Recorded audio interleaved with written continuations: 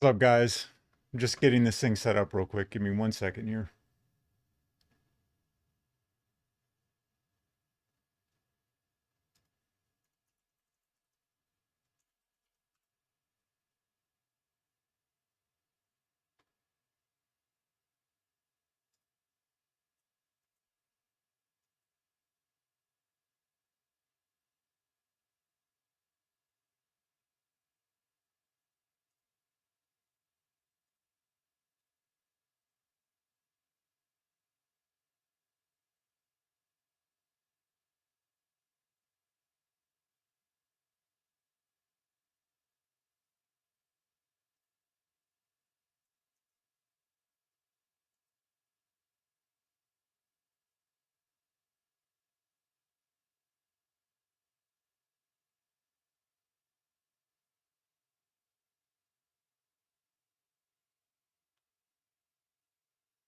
All right.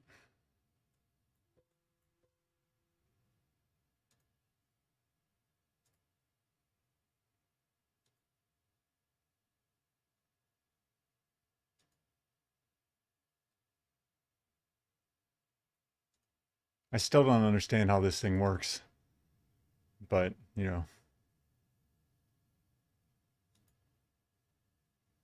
it's saying there's a problem with the resolution. Are you guys able to see it all right?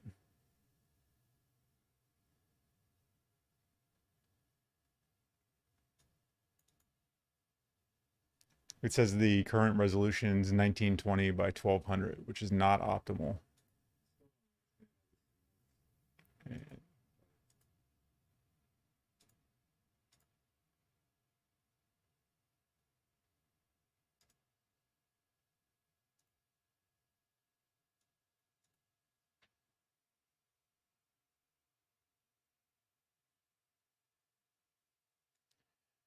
All right.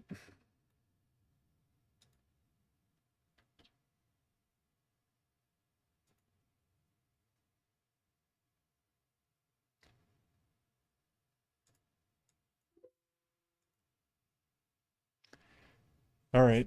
So, what do you guys want to talk about? I'm okay with talking about anything today. I mean, there's obviously some big news coming up today, but you know,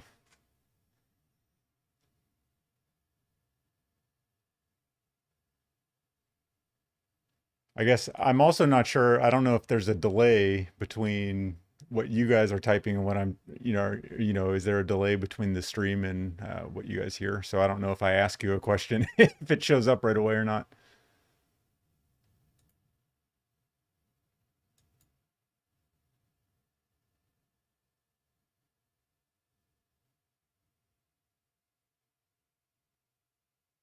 Yeah, I mean, it's at 30. Well, okay, I forgot. I need to read the question. So the question is, why is the Grayscale um, Bitcoin Trust at a discount? And I think it's just because, what the whole ideal about crypto is the idea of um, taking ownership of that Bitcoin. And when you're buying Grayscale, you don't really have that ownership.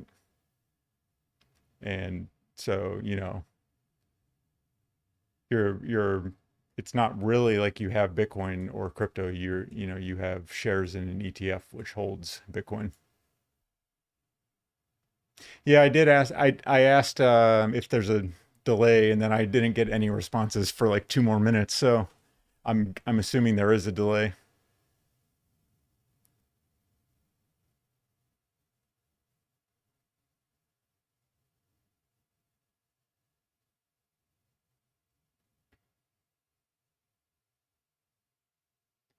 Yeah, I'm not quite sure what's going on here. I don't know if it's a setting I have or what, but it seems like there's a fairly significant delay, and it didn't seem like there was last time, so I'm not sure why it's doing that.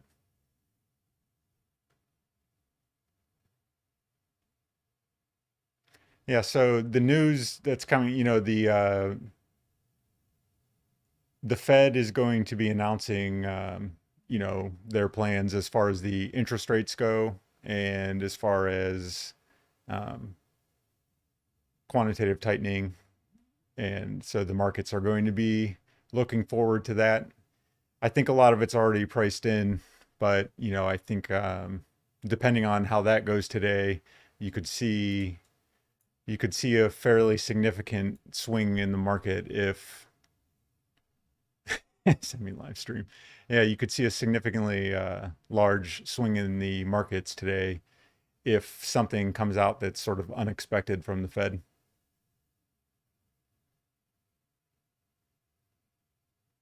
Yeah, that is, so the question is, even if you know the the FOMC, if they come out positive today, how long can the markets remain propped up on that? And that's a good question, and I think it's definitely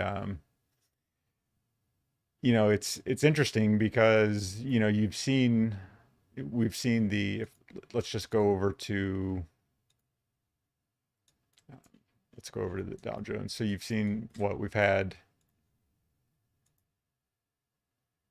at our worst down 10% within the last couple of months, that or weeks rather. That's the Dow Jones. If we look at the Nasdaq, and Nasdaq's typically going to be more reactive, but we were down 20% in the Nasdaq. Now we're sitting at around 16%.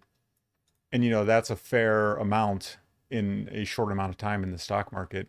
If we go back to, you know, if we go back to the 2000s here,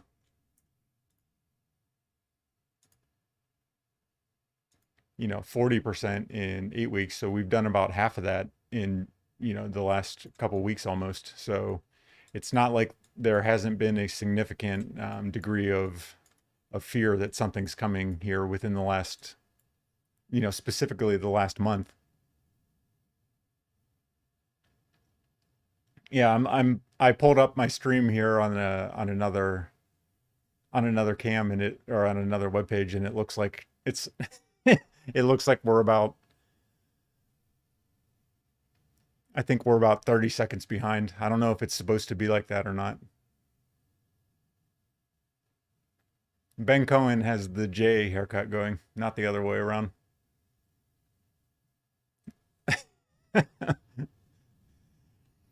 Yeah, the Nasdaq, I mean, it really resembles, and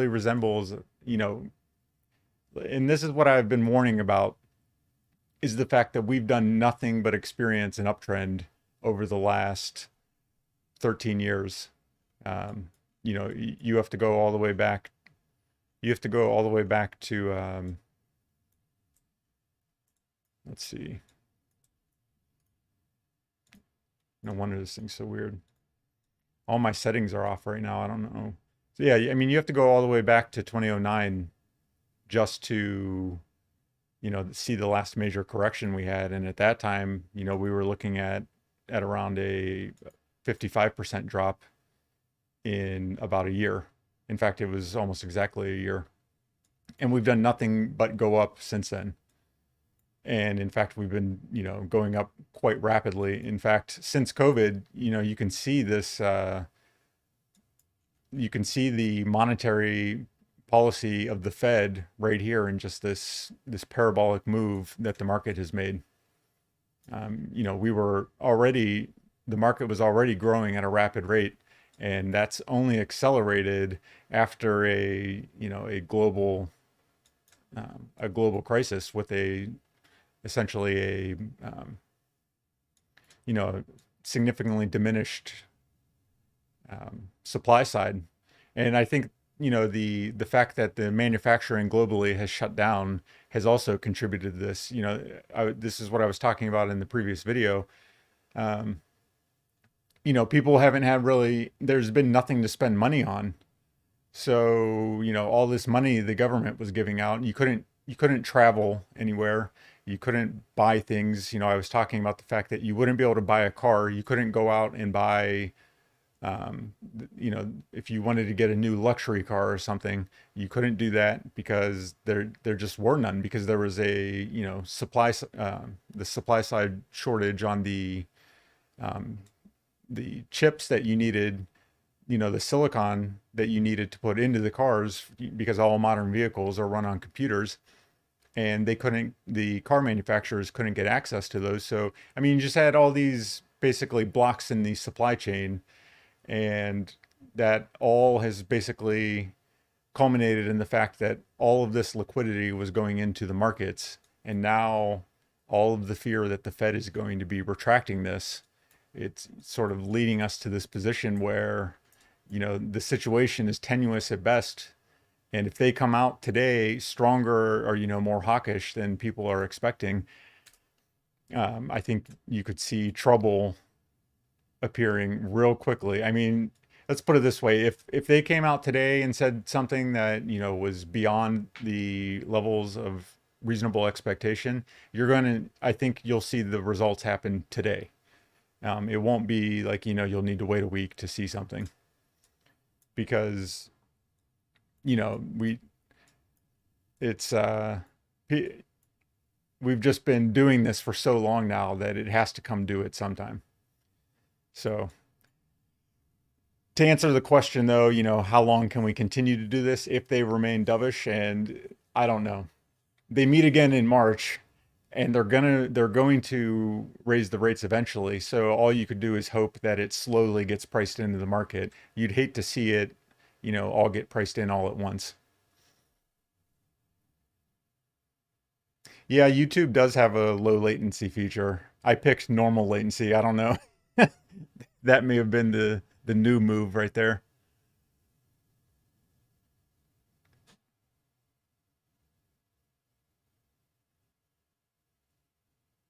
Ben is the first person in here. Yeah, he was the first person to have a crew cut. He was the first person to invent charts. He actually invented math. A lot of people don't know that. He's a pioneer.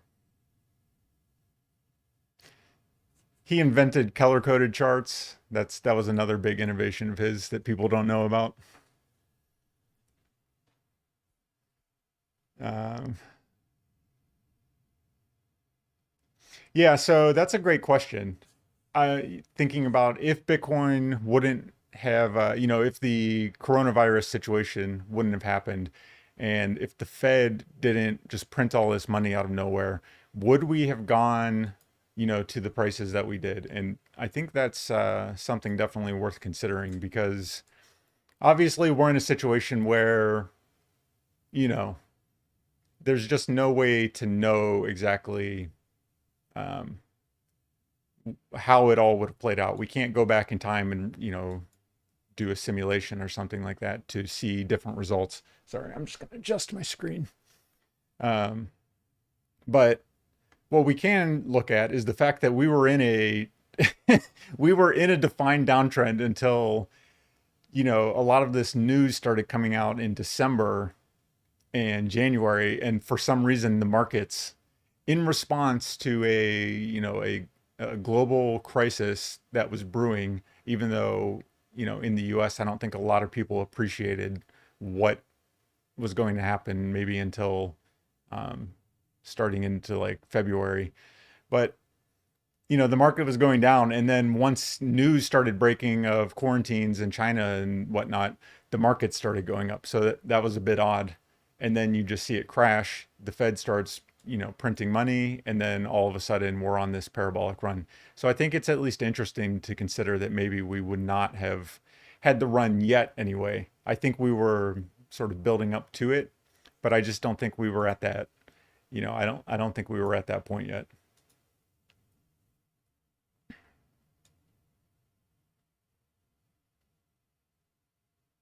Oh, I used to be a console. So the question is console or gaming PC? And I used to be a console gamer, but now gaming.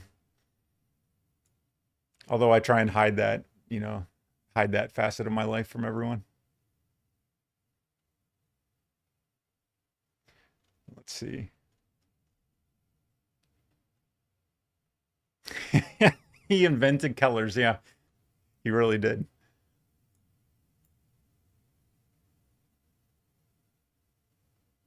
Do I know any cryptos like Helium with utility outside of crypto market? They may not be as impacted as most other coins. I don't know. I kind of think I don't think we're there yet, but I kind of feel like the gaming tokens. will eventually, they may be the kind of asset that is sort of free from bull and bear markets eventually. The crypto games that exist now suck, quite frankly.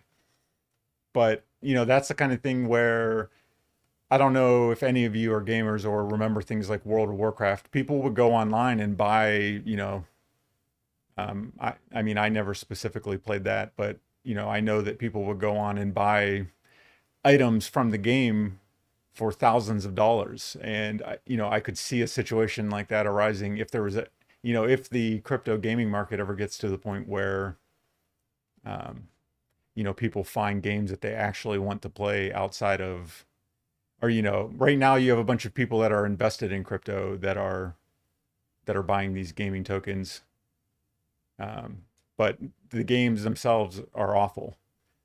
But if we get to a place where it's not the case and there's games people want to play, then you could see some of the gaming tokens sort of, not moving along with the market cycle, but rather kind of moving in their own cycle.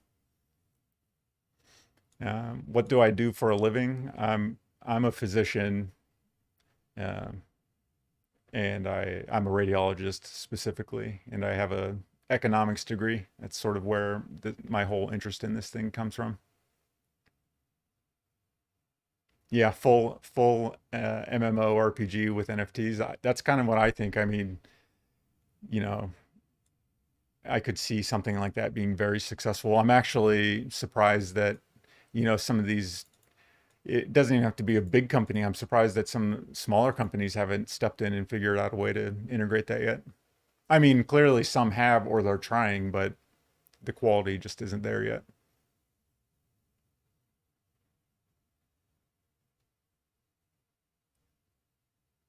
Riot Games, yeah. I mean, if there's money to be made, League will figure it out, or Valorant or whatever they have coming out. Yeah, they have a new MMO, or supposedly they will have one.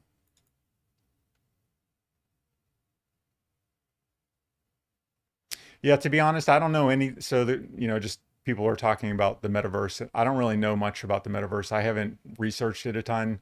That's probably on me because it seems like there's a lot of at least excitement about the potential behind it. But personally, I haven't looked into it a ton.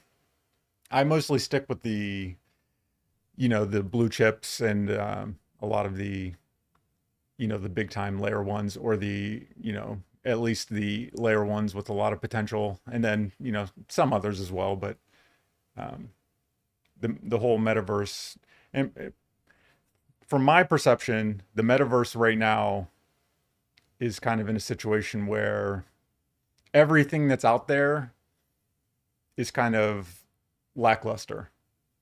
And to me, that just tells me, it's kind of like the whole, thing of, like MySpace. Yeah, it was there and it was first and it had a large market cap for some time, but at the end of the day, it's not going to be until something steps in and really defines that industry that, it's going to be something worth investing in. So, as you guys know, if you watch this channel, everything I do is, with the long-term perspective. So I'm definitely not going to chase something just to, make a few bucks, especially if I don't believe in the long-term goals of the project, I guess. Yeah. So metaverse is still overhyped. Newer tech games will crush loser. Yeah, I mean, exactly.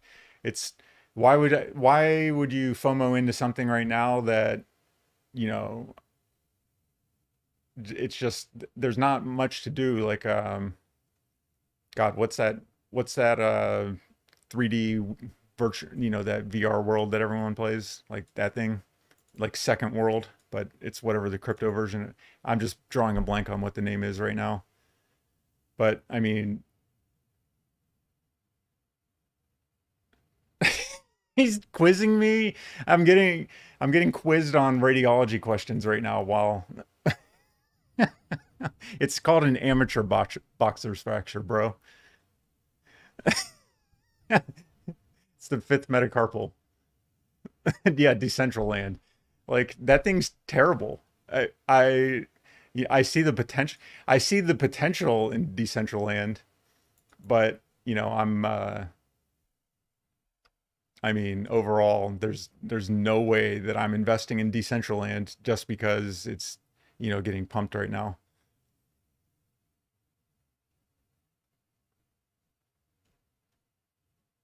So, I mean, overall, we could just take a look. Obviously the thing that's on everyone's mind is, the I made the video about yesterday is our potential for a double top, and I should add volume on here.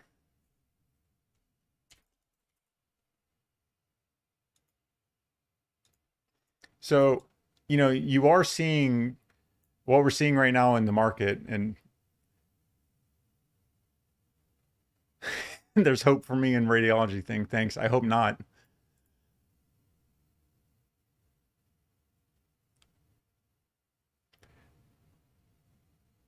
Yeah, I'm a radiologist. Someone asked if I'm a radiologist. Sorry, I'm not used to doing this yet. So reading the questions and then remembering to read them out loud. So Bitcoin has not, at least as far as I know, it has not ever had a traditional double top in terms of, at levels of making a new all-time high. I don't know if back here or something, and even if it did back there, I think that would kind of be irrelevant. Um, but we haven't had a double top in terms of, at a location of a new all-time high. I mean, if you just come through here, so, just do, so, basically it's just reached wherever its peak was, and then broke right through it, reached its peak, broke right through, and then, now here. And, you know, typically what it does, it will hit this new all-time high, go on for about another year or so, or however long. And then, we'll have extended periods of time. I mean, if you look here, if we just look at our date range, you're looking at about, till right there, you're looking at about what? That's almost not quite 3 years. Um, or I guess that's just over 3 years. I don't know. I guess that's almost exactly 3 years until, we got back to our prior all-time high. And then from there, we just broke right through. So we haven't seen this situation where we've been at an all-time high and then gone on to form a double top at that level. But a lot of first-time things are happening right now. We're just seeing the market behave in a slightly different way than we've seen in the past, and I think that's to be expected. When first of all, we're seeing the complexity of the market vastly increase. Um, you know, we have things like um, institutions are entering the market. You have things like the futures market, all the derivatives products that are out there now. So you're not going to see the market necessarily behave in the way that it's always behaved in the past. Now that doesn't mean that you know it's simply not going to behave in that way ever again, or that you can't look for patterns to repeat themselves, because they will continue to do that. As long as retail continues to invest in the market, you're going to continue to see a lot of these patterns repeat one another. But you know, seeing things where, things are happening unexpectedly, and we're, getting different patterns in the way that things do occur. I think that will happen more and more. Where if you go back to a lot of these other cycles, it was just very um, cyclical, and things that happened in the past happened again almost exactly the same way in the future. So, I think just due to the complexity of the market now, that process will kind of slow down some.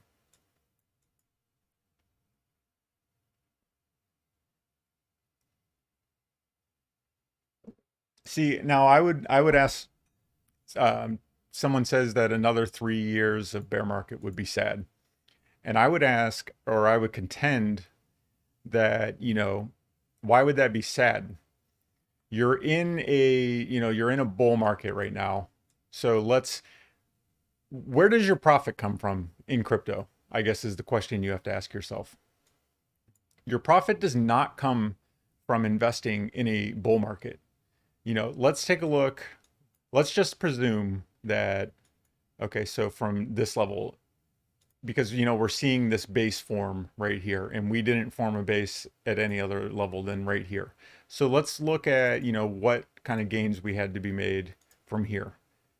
Okay, 214% from the consolidation level. Okay, well, what were your total gains that you could make in this market?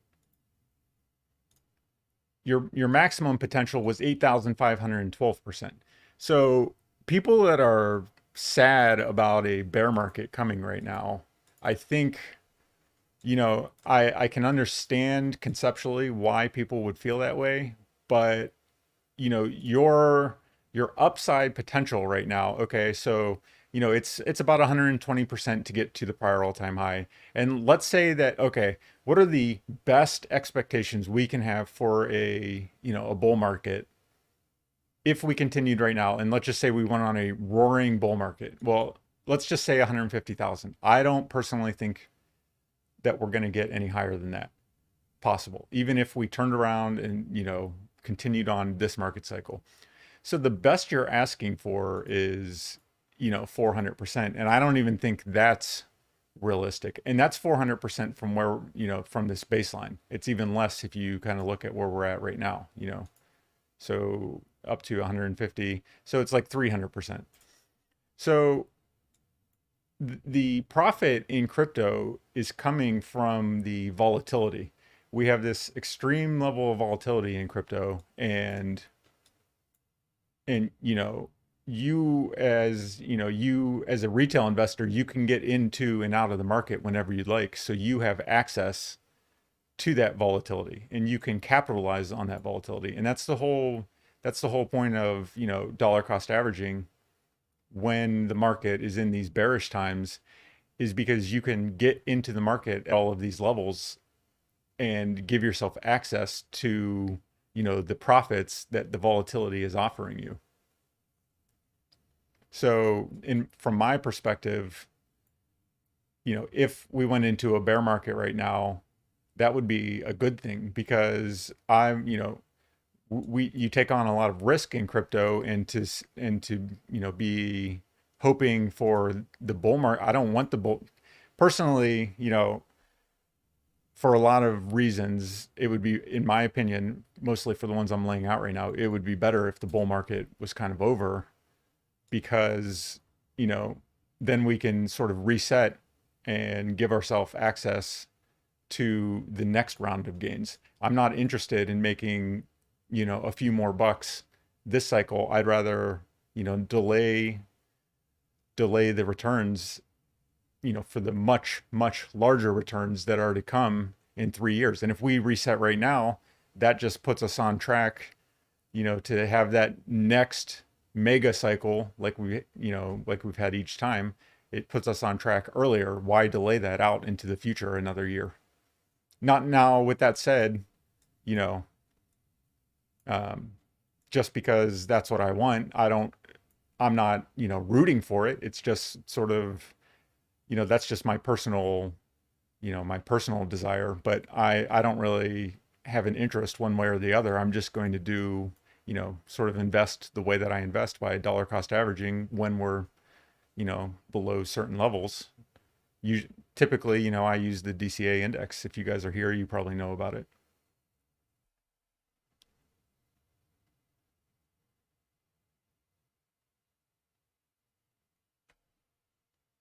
Why is Bitcoin so volatile anyways? It's so volatile because of the retail market. It's heavily dominated by retail market investors, and they, are much more likely to be the types of investors who, sort of, um, sorry. So the retail investors are much more likely to, act erratically, so to speak. And, they're the ones who will be, they'll be the ones FOMOing in and causing these, mass hysteria phases, it's typically led off by bigger investors. They will lead off the cycle by buying at these, significantly depressed levels. Like you'll see big spikes in volume, like we saw during COVID, and then that will sort of lead us into the the mania phases.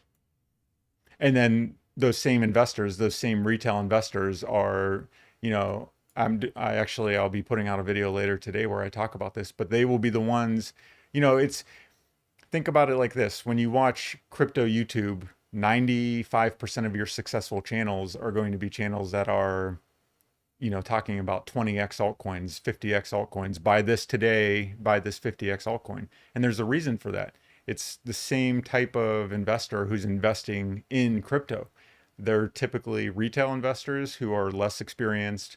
They don't know any better because, people that ostensibly appear to be reputable on YouTube are, for one reason or another, shilling them altcoins, whether they believe it themselves also, or, whether they're being compensated to shill those altcoins.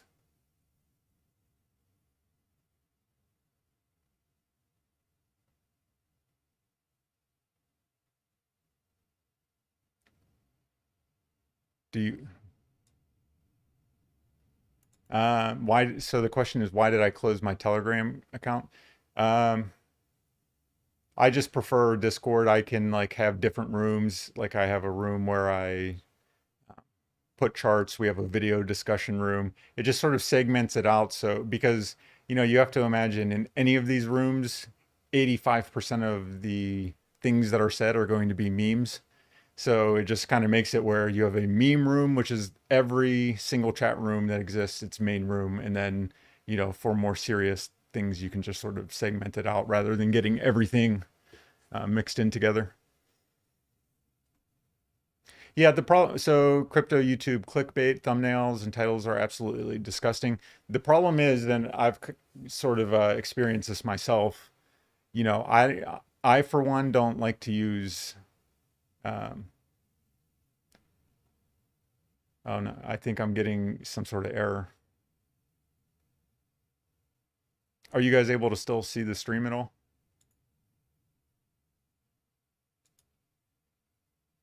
Okay, but as far as clickbait goes, you know, at the end of the day, it's like the kind of thing like, why have a message if no one hears it?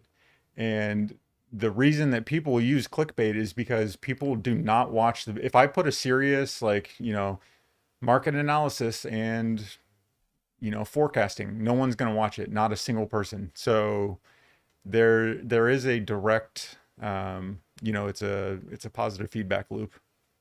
People just simply won't watch if you don't use clickbait of some type.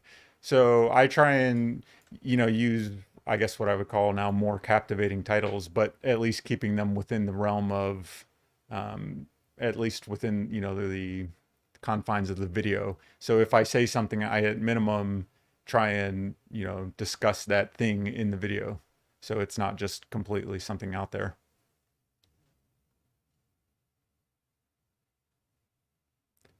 Yeah.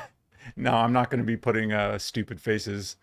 I'm not like opposed to, I can't remember his name, something Pizzazzo or something like that. I can't remember that guy's name. I'm not opposed to something like that, but you know, I'm not going to make stupid faces on my thumbnails.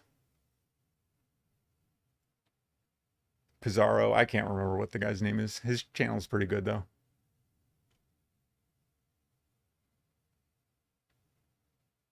Oh, live keeps going down.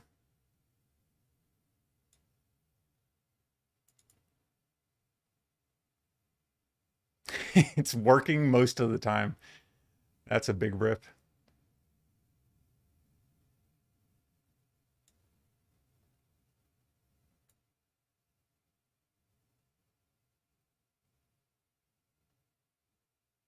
Yeah, so someone says, is it just, there's so many innovations happening right now in crypto and DeFi. I feel an extended bear market would put brakes on that. I think what you would see is if, we had an extended bear market right now, you would have a situation like we saw with, the 2000 stock crash. You had a bunch of companies with extraordinary evaluations that were just absolutely trash. I think the stream's going to go down again. Quite honestly, guys, should I stop the stream for a minute and then just restart it with, I can change the settings real quick and I think it will get rid of these issues. I think it will also get rid of the latency because it's kind of odd that getting your responses to things like 30 seconds later. Just keep going. All right. Well, it's telling me here that it's down. So I'm just going to restart it, guys. Sorry. These are the growing pains of, just starting to do this.